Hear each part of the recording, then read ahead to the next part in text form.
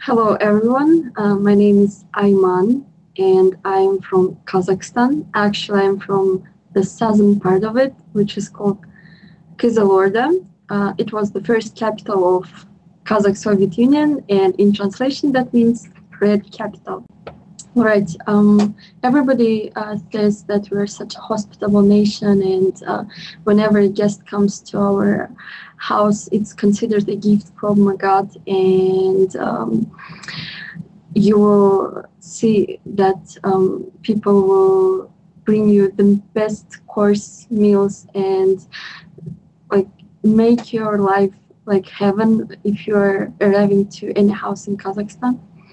And well, now not many people have their own sheep, but my ancestors, they were nomads. And when a guest arrived, normally a sheep would have been slaughtered and served.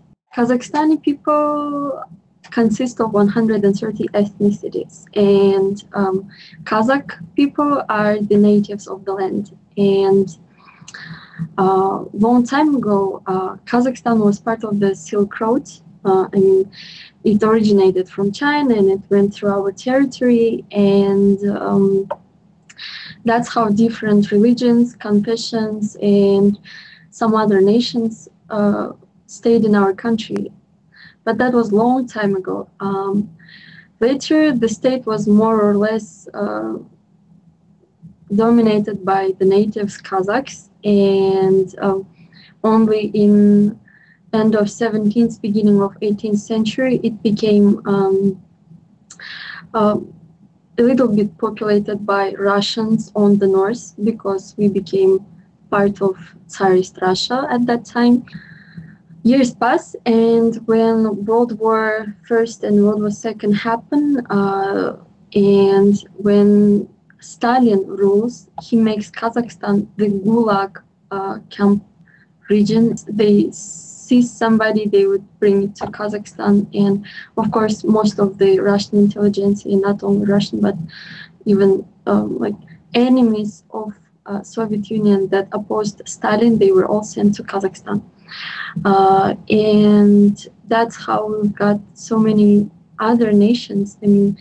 Of course, Central Asian or other ethnicities you might consider that would be living in Kazakhstan, but how would Polish people or Greek or some other Slavic nations end up in Kazakhstan? And that's how it happened.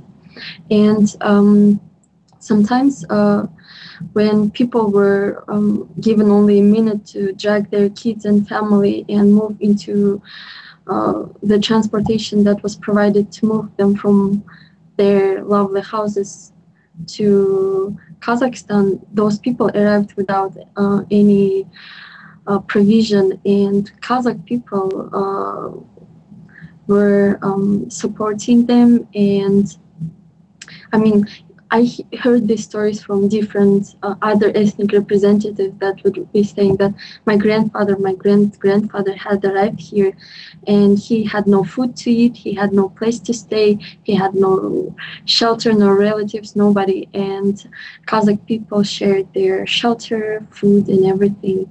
And that's how we've got so many nations living in peace and tolerance and understanding for so many years. Maybe many of my fellow compatriots will be mad at me that I'm sharing this information, but I find it quite interesting to share. And this regards that long time ago, well, it doesn't happen now, but we used to have the tradition of bride kidnapping.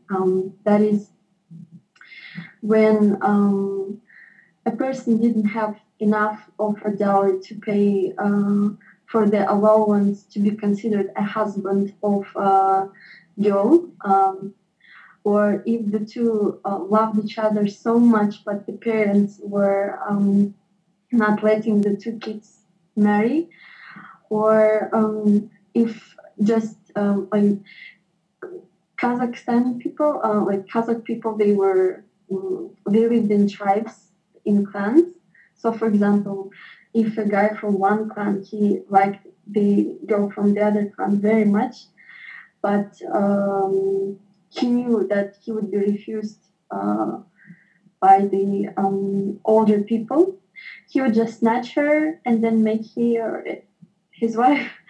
That happened to my grandmother as well. She was the youngest daughter of a rich person, and my grandfather, he wasn't so rich, and he lived in another village. So he had to kidnap her. And maybe if he didn't do that, I wouldn't be living in this world. Who knows?